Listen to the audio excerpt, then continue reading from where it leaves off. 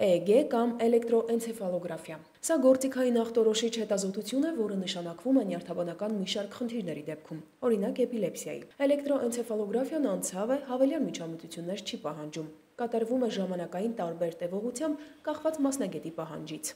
Միակն ենք հանրապետությունում, որ իրականացնում ենք EEG տեսամոնիտորինգ նաև վերակենդանացման բաժանմունքում։ Եվ ուզում եմ ասել, որ մենք ունենք այն ամբողջական գործիքակազմը, որը անհրաժեշտ է չափահաս մարդկանց մոտ էպիլեպսիան ախտորոշելու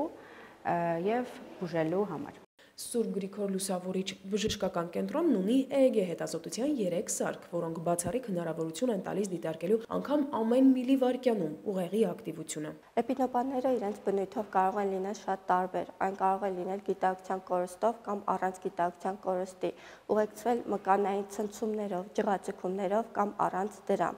Ամեն դեպքում, եթե կա որևիցե անհանգստացնող գանգատ, ոչ նորմալ, ատիպիկ զգացողություններ, դուք պետք է դիմեք նյարդաբանի։ Սուրբ Գրիգոր Լուսավորիչ բժշկական կենտրոնի ընդհանուր եւ անոթային նյարդաբանության բաժանմունքի գործիքային հագեցվածությունը եւ բարձրակարգ մասնագետները հնարավորություն են տալիս էպիլեպսիան վաղ ախտորոշել, կանխել հիվանդության հնարավոր սուր ընթացքն ու արդյունավետ բուժում նշանակել։